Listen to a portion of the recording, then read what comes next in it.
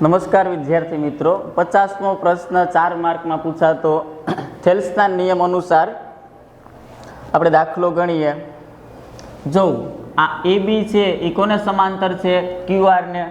અત્યારે AB સમાંતર QR, તો થેલ્સનો નિયમ લાગે. થેલ્સના નિયમ મુજબ બાજુઓના માપ કેવા હોય? સમપ્રમાણમાં હોય.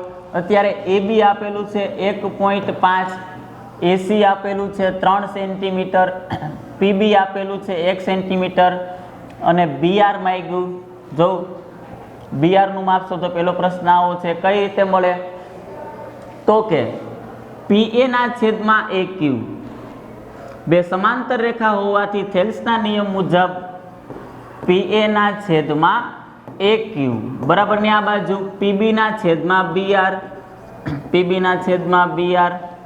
આના પછી PA એટલે 1.5, AQ આપણી પાસે 3 સેન્ટીમીટર, PB 1 સેન્ટીમીટર અને PR. અહીંયા છેદ ઉડી જાય, આ પોઈન્ટ દૂર થાય તો છેદમાં એક મીંડું લખાય. 10, 15 દુ 30 એટલે 1/2. 1/2 બરાબર 1/PR. બે બાજુ ઉલટાવતા અથવા ક્રોસ ગુણાકાર મારું. PR × 1 એટલે PR, 2 × 2, PR નહીં સોરી BR.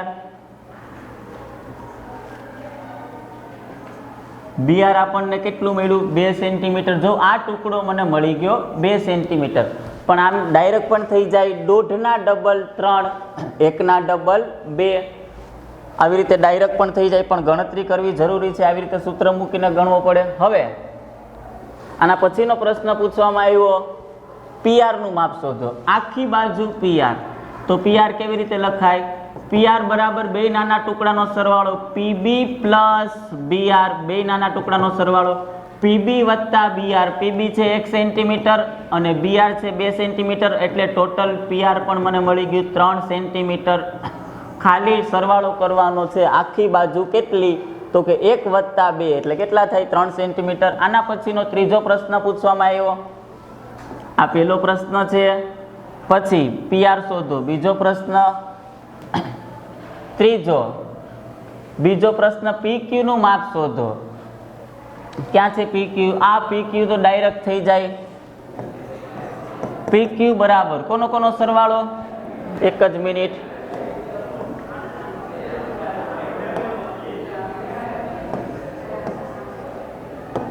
અહીં ઉપરથી લખું. જો PQ કોનો કોનો સરવાળો? PQ equal to PA plus AQ, PA plus AQ. આ બાજુની સાઈડ એના બે નાના નાના ટુકડાનો સરવાળો 1.5 પ્લસ 3, 1.5 પ્લસ 3 એટલે કેટલા? 3 ને 1 4, 4.5 સેન્ટીમીટર. હાલો, આ PQ પણ મળી ગયું. ત્રીજો પ્રશ્ન. આના પછી ચોથો પ્રશ્ન, ત્રિકોણ PAB ને સમરૂપ, ત્રિકોણ PAB ને સમરૂપ ત્રિકોણ કયો છે?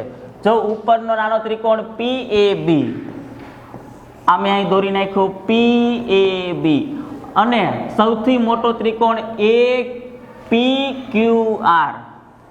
આ સૌથી મોટો ત્રિકોણ PQR. આ બે સમરૂપ ત્રિકોણ છે. કેમ? તો કે સમાંતર રેખા, સમાંતર રેખા એની અંદર આવેલા અંતઃકોણ કેવા હોય? સરખા. જેવડો ખૂણો Q છે એવડો જ ખૂણો A. આ બાજુનો જેવડો ખૂણો B છે એવડો જ ખૂણો R. એનો મતલબ જેવડો A છે એવડો Q, જેવડો B છે એવડો R. અને P ખૂણો તો સામાન્ય એંગલ, કોમન એંગલ, સામાન્ય ખૂણો બેયમાં લાગે છે. એટલે ખુખુખુ શરત મુજબ આ બે ત્રિકોણ કેવા કહેવાય? સમરૂપ. તો અહીંયા જો જવાબ લખું, PAB સમરૂપ. PAB કોને સમરૂપ છે? ત્રિકોણ PQR ને. આ આપણો છેલ્લો જવાબ. જોઈ લો આખો દાખલો તમે એક વખત.